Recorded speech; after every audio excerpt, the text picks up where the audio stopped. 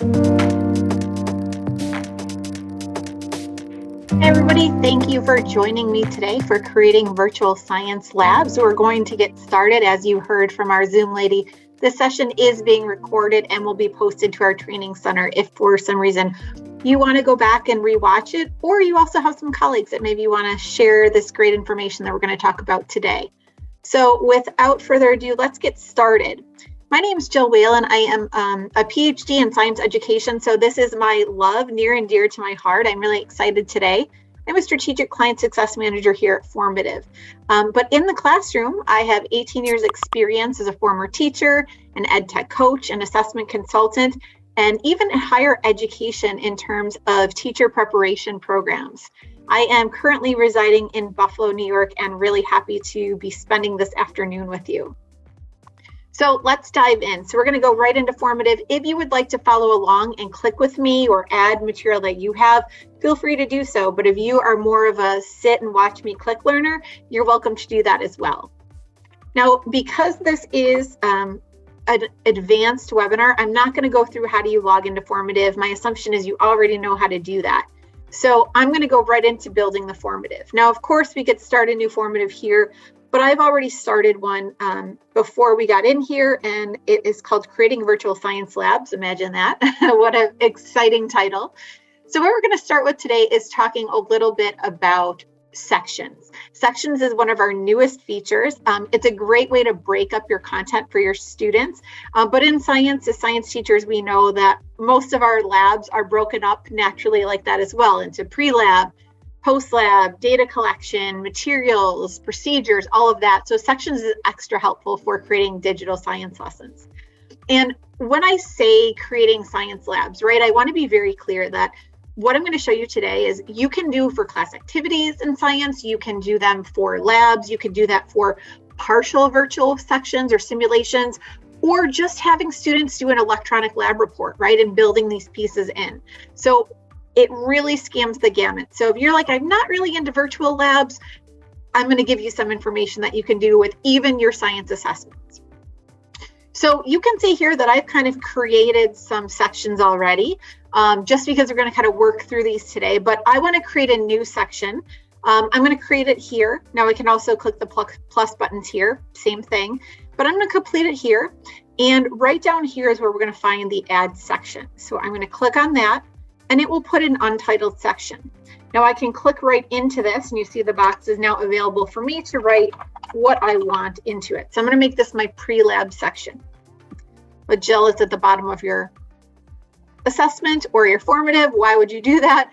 That's okay. I can always come to these triple dots and I can move the section. So I can move it up here, which makes most sense, right, for the pre-lab to come before the pre-lab questions.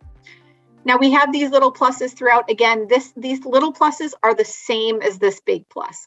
So if you want to add content now and do all your sections first, like I did, you can go back and add content. If you want to do a section, add some content, add another section, add content, you can do it that way as well. Whatever works best for you.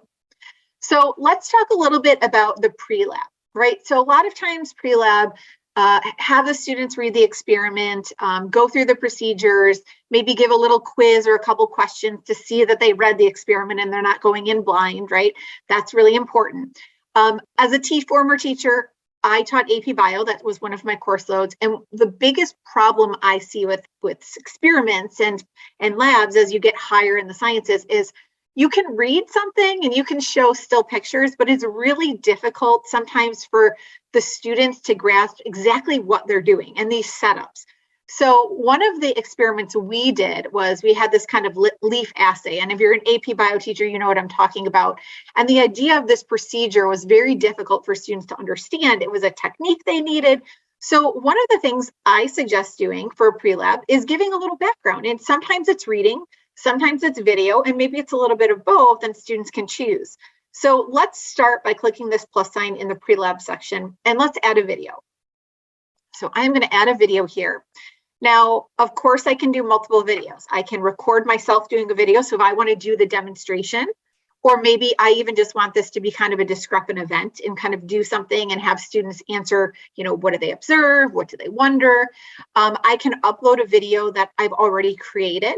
I can record a screencast. So if I'm doing a simulation and I kind of want to show the students on my screen where they're clicking and what I'm looking for, I can do this as well. Or I can just pick from a video source. So today I'm going to pick from a video source. And one of the great things was you as a teacher could kind of get around the 2-minute limit by picking from a video source up here. Now, all of these 3 options have gone from 2 minutes to 10 minutes. So you have a lot bigger window now. So if you haven't heard about that update, that's a new update. And the same thing goes for students. If you give them the video response question type, they now have 10 minutes, not 2. So maybe they don't need all of that, but 2 sometimes is a little too short. So I'm going to paste this YouTube video, and here's my photosynthesis floating with leaves. So I'm going to add the video here. And now I have this feature. If you haven't seen this one's been out for a few months now, where you can actually embed questions in the video. So let's say that, and I'm not going to bother you with watching this video, right? But let's say that right here, we have a video and it talks about 2 cups. Students need 2 cups. Each of the cups needs water and dishwashing liquid, but one of them also gets another ingredient. So I want to make sure that the students know what this extra ingredient is, because if they don't, it's going to ruin the whole experiment. So it's a pretty critical piece. So instead of a multiple choice, because I want to make sure they're not guessing, I'm going to do a show your work so that I'm sure they know exactly what the criteria is and what the ingredient is they need. So what I can do here, and I picked the show your work by mistake, which is okay, right? I can always change this going by the caret here. And I can say, oh, that's not what I wanted. I wanted actually a short answer, not a show your work. Change my question type, and I'm off and running. Okay, so I'm going to add the item at question 1. It's going to be a short answer. Perfect. What I'm going to type in, right, I'm just going to say what is one additional ingredient that is in the 1 cup and only that 1 other cup. Now, you might want to draw attention, right? So if you're unfamiliar with this, you can click on any word or phrase, and when you do so, these tools will pop up. So in this case right here, I can change the color. I can make it bold, italicized, just to draw attention, right? I can do some hyperlinks. I'll show you how to do that in a little bit. But that's another feature that maybe you're not aware of. So here we go. I can put in, I know the correct answer is baking soda. There's no real right answer beside that for what we're doing today. So I'm just going to have my 1 answer. This is something else that's new. You can require questions now. So again, I was saying this is a critical question of this experiment. I'm going to make it required just to make sure. And of course, I can go in and tag my standards. Remember, you can search by keywords. So if this is something to do with evidence, it's not really, but I could say that and I could say, oh, this is the one I was looking for, right? A lot faster. So that's a great way to add questions. Now, let's say that I want to do the same thing. So I'm going to do the exact same thing that I did. I'm going to add a video, but this time I'm going to use the same video, but I want to show you another option. So sometimes you might want to do a pre-lab, but you don't want the questions to kind of live with the video. So here's a great place where sections come in handy, right? So now I can have the video, but now I'm going to skip down to my next section of pre-lab questions, and I am going to do the questions here. So once again, right, I'm going to use that same question, but it's just showing you that there are different ways to do everything. So I could do a short answer, and maybe I don't want to have them. I want to make sure they listen to the whole video and they're not just kind of getting prompted like, oh, you just watched 5 seconds of a video, what's the answer? I want to make sure that they're really comprehending, especially at the higher levels. So I'm going to add that question in here. Again, I can do the same thing, just like I did before, same exact question. It's just in a different area within my formative. So there's my pre-lab question. And again, I'm going to make it required because it's an important one to me. One of the other things you could do too in pre-lab, you might want to have them do, and I'm going to do this, show your work, right? What a great thing to do. Let's say that they're doing something where it's an inquiry level experiment, right? Those are awesome when you can do those, right? The more you can do of those, the better. Draw your experimental setup. Maybe they have to create this. Maybe they have to change it. That's part of one of this photosynthesis lab is right then they have to kind of change the variables and things. So maybe you're going to give them some whiteboard space to actually draw their setup so that you know exactly what they're doing. So you can review this pre-lab, make sure everybody's on the same page, you're okay, you can give them feedback, they can make changes before they get to the actual experiment and start doing things. So that's kind of some examples for pre-lab, maybe some demos, pre-lab questions. Let's move on now to procedures, experiments, simulations, whatever you want to call them. So I'm going to click this again, and let's talk about embedding. Embedding can be very simple. There's two ways to embed. It depends on what you're trying to embed, but this is a great way to take content and put it all in one formative, right? And when we have virtual science labs, a lot of what we're doing is virtual simulations, right? And if you're a science teacher, you're probably at least heard of, if not used, PhET, right? So I'm going to go to my PhET. PhET is a great simulation. They have lots of grade levels, lots of content topics. I have a balancing chemical equations here. We'll do a little switch to chemistry a little bit. I need an embed code, and I know nothing about coding, and you don't have to know anything about coding, but what you do need to know is you need an embed code. And an embed code starts with a little caret and the word iframe, and it ends with the word iframe and a little caret. So as long as you can find that, you know you found the embed code. So when I kind of scan around here, I don't see anything that says embed, but I do see this caret / caret. This is an abbreviation for embed code too. And if I hover over it, I see the word embed. So PhET has embed codes. They make it very simple. So I'm just going to click into this. And again, I know it's an embed code because there's the caret iframe. And then if I scroll down, I have the caret iframe again. I'm just going to click copy to clipboard. It's a lot of C's there. I'm going to go back into my formative, and I'm just simply going to paste this into my formative. And there it is. Now, it may look like it's off-centered here, right? Preview. It used to be that eyeball. If you haven't previewed in a while, now it just says preview to see what the students see. More often than not, when you put an embed code in here, they look like they are off-center. At least the ones that I tend to use from PhET and other simulations. Check what the students are seeing, because more often than not, it's actually looking perfect for the students. But if it doesn't, again, you don't need to know coding, but I think we can assume everybody knows what a width and a height is. You can just go here and you can start playing around and say, okay, what happens when I do 700 width, height 600? Go back to your preview button, take a look at it, make sure that it's centered. I'm going to leave it at 800 because I know, because I checked before, that it's centered and it looks really good for my students, but I'll show you that later. So that's if you have the embed code from the website. Now let's do the same thing, but let's say that we go to a website and, you know, teaching life science, we did a lot of ecology. It's one of my favorite topics. So I have this habitable planet, right? Students can take this, they can kind of build a food chain, and they can see how the organisms interact and see, you know, exactly what's going on with the populations. But I look around, there's a lot of neat buttons, but there is no embed code. So what I can use is I can use this other website called iframe generator. And an iframe generator is just this. It's iframe-generator.com. It allows you to take a URL and turn it into an embed code so you can then use it in the formative. So all I'm going to do is go back to that ecology lab. I'm going to go to the URL bar. I'm going to copy this, go to my iframe code generator, iframe right here. I'm going to paste that URL in there. All I do is hit generate, right? Here's that embed symbol. And here's the caret iframe caret. So I'm going to copy this. I'm going to go back into my formative, and this is what I'm going to paste into my formative. There it is. And again, there it is. I can find the height, right? The width. I can change these if I need to, but again, use the preview, make sure that it looks okay for the students, and then do it. Don't count on what it looks like here. Of course, you can always add questions here, same questions that you can always do otherwise. Let's move on to data collection. So data collection, text box. Text box is great. So I'm going to show you a way. If you are a fan of kind of getting data from the whole class in one area, I'm going to show you how to do that. So let's click here. I'm just going to use a text block. I'm going to click on this, and I am going to give the students directions. I'm going to say, enter your direction or your data here.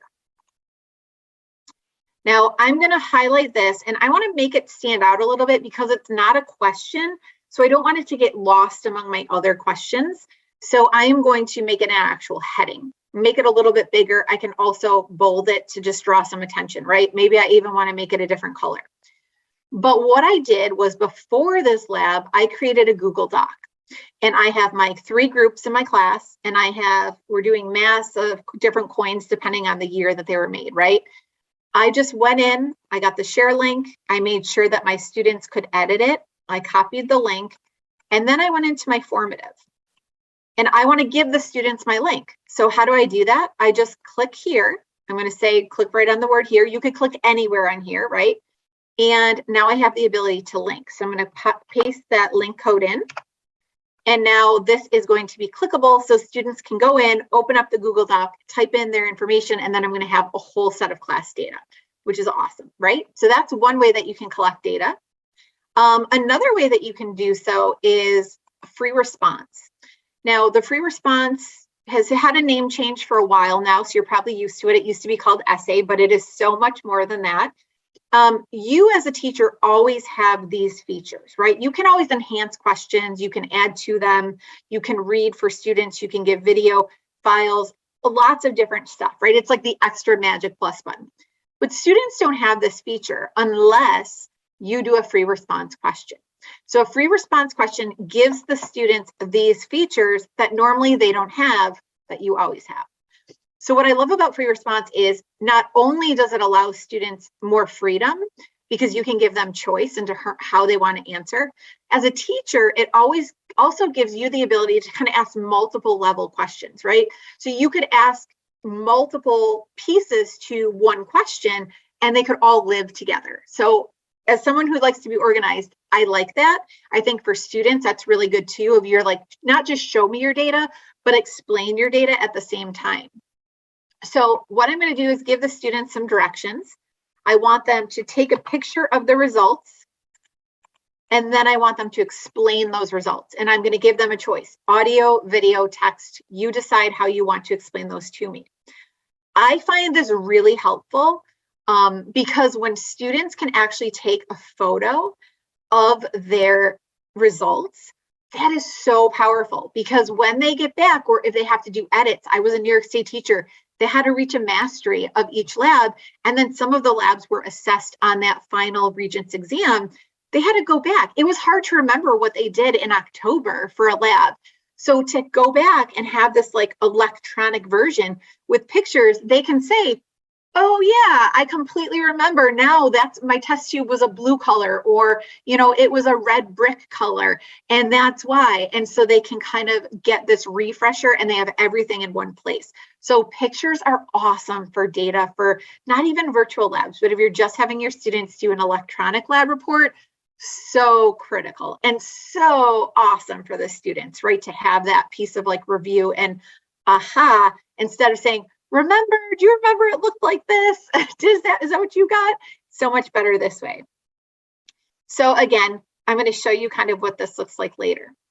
Let's do some more. So let's do graphing, right? So graphing is another thing. So let's do a free response. No, actually, let's do it as a show your work. So show your work. I am going to ask students to graph the data, right? So I'm going to type it here, graph the data. What I want to do then is I am going to edit the background. So I'm going to click over here and I have a graph paper already for them. I'm going to assume that in this case, my students, graphing is somewhat new to them. So I want to make sure that we're focusing on correct plotting of the points. What's a value on the X and what's a value on the Y, and how do those get plotted? So I'm going to add this image. I'm going to increase it a little bit in size, but I'm also going to add some labels for them. Now I could have the students do this too, but I think that's taking it up the next level, right? Do they know what an independent versus a dependent variable is? Or am I just focusing on graphing? So let's assume I'm just focusing on plotting the points. So I'm going to do time in hours. That's one of our areas. I'm going to do population, millions. And then I'm going to do just a title. So bacterial growth over time. And then I can click on these, right? I can click this piece over here, click back on them. And I'm one of those teachers, right? Like everything centered. Here, I can actually take this piece and I can turn this to the side, like a lot of graphs would show. Oh, it's not going to get straight. That's okay. That's all right. I can handle it. Right, let's move it over here. And then I'm just going to lock it in over here. So all that's over there. So now my students can go ahead and graph the data. But where's the data? So I'm going to go over here and I'm going to add another image. And I have that data that I want them to graph. And here's my bacterial growth data. I'm going to put that in here. And there we go. There's the data for them. Now, another thing you could do for results, we could do a labeling. So let's do another show your work. Let's put in, label the inner core. Let's do edit the background. So I'm going to grab another image. I have kind of an earth structure image here. There it is. I'm going to add that. Again, I can increase this if I want. And I'm just going to leave the lines for students to kind of label the inner core, right? Lock it in so that it's good. Now, another way to do this is one of our newer question types. And I don't know if you're familiar with this one, but this one is called a hot spot.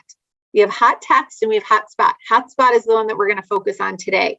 So a hot spot, I'm going to grab that same image, that earth structure image. I'm going to add that image.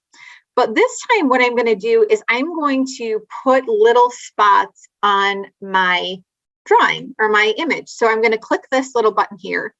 And I am just going to click here. I'm going to click this layer, and then this outside layer, right? And then what I'm going to do is I'm going to find the correct one. And the inner core, right, is here.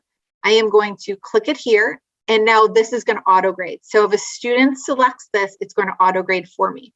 Now, if I said pick the inner core and outer core, I could turn on multi-select. And then I could come to, this is the outer core, I think. It's been a while. And then I have that, right?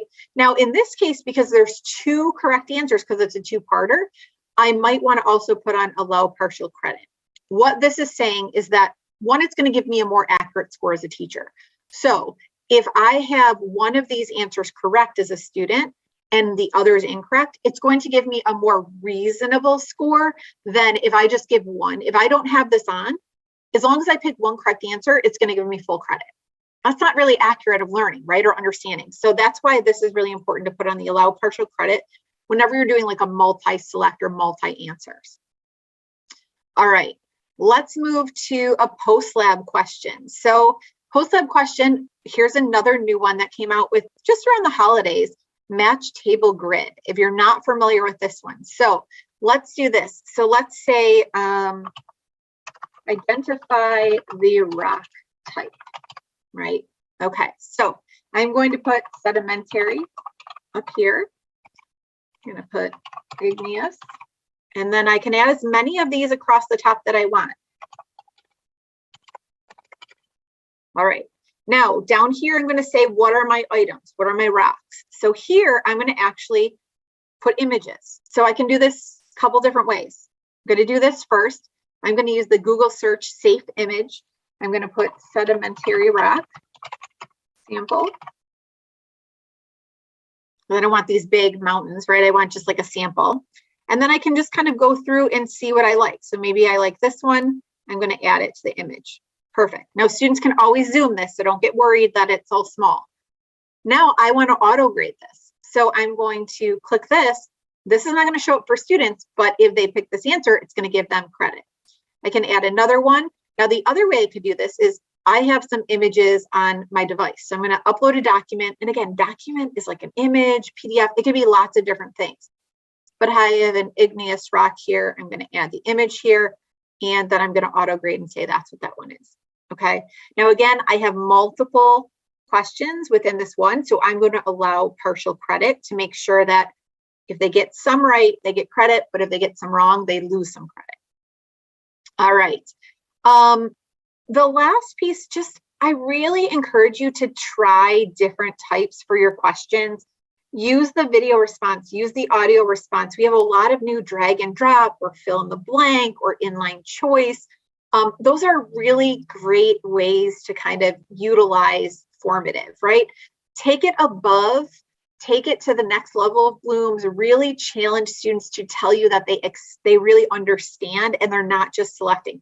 I know the auto grade is great and it saves time, and that's definitely, as teachers, we need that, but we also want to take them to the next level. So let's look at what this looks like for a student. So I'm going to preview it. Now, this is something that recently changed. So remember, you can look at it through what it would look like on a phone versus a tablet versus a computer. Now, before, when you did the computer, it took up the whole screen. Now it doesn't. I don't know if you know about this trick, but you can also click here. This will open the student preview in a completely new window. So I like this feature because when I am creating my formative, this way I can focus on my formative in one window, and then I can see live updates of my students' preview, and I can kind of like click back and forth, and that's really helpful for me. It's a personal preference. But let's look at this, right? So pre-lab, we have that video, we have that item that's coming up at those different times, right? Those questions for me to show my work. What are the questions? All of that great information. If I just want the video, I just have the video here. Students have to watch it all the way through. So you see the first section stays together. Nothing else of the formative is shown. I go to the next one. Here are my questions. This one we required. So here we go. It shows the student that it's required. They have to input the ingredient, right?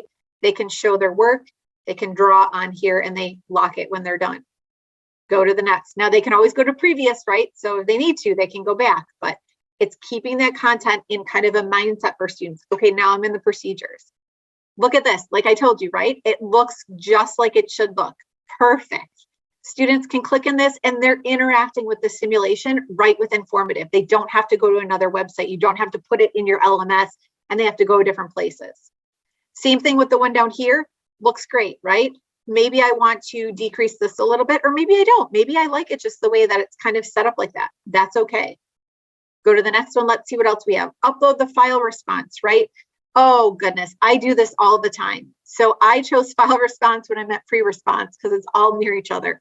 But really, remember, students are going to be doing audio, so they can record themselves, they can do a video, they can take a picture. When they take a picture, it's going to use the device on their camera. So make sure that they allow the camera. If they do the video, make sure they allow the video and the camera and the microphone. But this is a great feature for students to take pictures of their actual data, right? Hold up those test tubes, hold up precipitate that they get, like anything like that. Graph the data. Here's their graphing. So they can click on here. They can actually graph the data. It's over here and they can zoom on it. So if they need to, right? So don't worry about size. Here we're having them label. Here, right? They're going to click which one they think is correct. Maybe they think they're both correct. Maybe they think none of them is correct, right? But it's going to grade them accordingly. And then here we have this one, right? Again, they can click on this. It's nice and large for them. And they can select the correct answer. And it's going to tell them if some of those are required. I want to show you one more quick grading tip, which I can't take credit, but another teacher taught me this, and I think it's amazing. So I want to share it. When you are graphing, so you know our graphing question, right? Let's go back to our graphing question. And our graphing question was all about, we gave them the timeline. I can't think of the words right now, but the numbers, right? So we kind of identified it. They didn't have to come up with the intervals. This is what you can do in this case. If they have to come up with the intervals, it's not going to work. But if you have the numbers here and they're just plotting data, this is a great tip. So what I did here, right? I have this formative, same question. What I did was after I closed the formative, I came back in and I edited the formative. And I went in here and I took the data and I actually plotted the data and drew the line. Why? Because when now I look at view responses, April took this for me and I click on it. And when I actually look at her data, now I can easily grade this as a teacher, right? Because I know mine was in red. Maybe you have to tell your students, do, a certain thickness or a certain color so you know which one's theirs, so they don't pick the same one as you. But here I can easily see that one, April did not do correctly, right? She did something completely different. And two, April then can see what is the correct answer. So now I can also give her that feedback, remember, and don't just stick to text feedback, use everything else, right? I could select audio and say, April, really close, but take a look. Remember, time is on the bottom. So the 0 is going to be the first point on the x-axis, and the 2 is going to be on the y-axis. So that's where you mix it up. You put the 0 on the y-axis, and the 2 on the X. And that's why your graph looks different than mine does. So go ahead and try that again. Right? Great feedback. Now she has a visual. Now she has your audio. So much better, and you can send her that feedback. So that's all I have for today. Thank you so much for joining me to talk about science virtual labs, or just science in general. It gets me so excited, and I love to talk about this. So thank you so much for joining us today. If you have any questions, don't hesitate to reach out to our support team at support@formative.com, or check out our help articles, right? And we have lots of videos on YouTube. Come back to the webinar page, the training center, look at old webinars, join some new ones. We have a lot of great content specific ones coming up. Tell your friends, tell your other colleagues to come and check it out. Have a great rest of your day, everybody, and thanks for joining me. Bye-bye.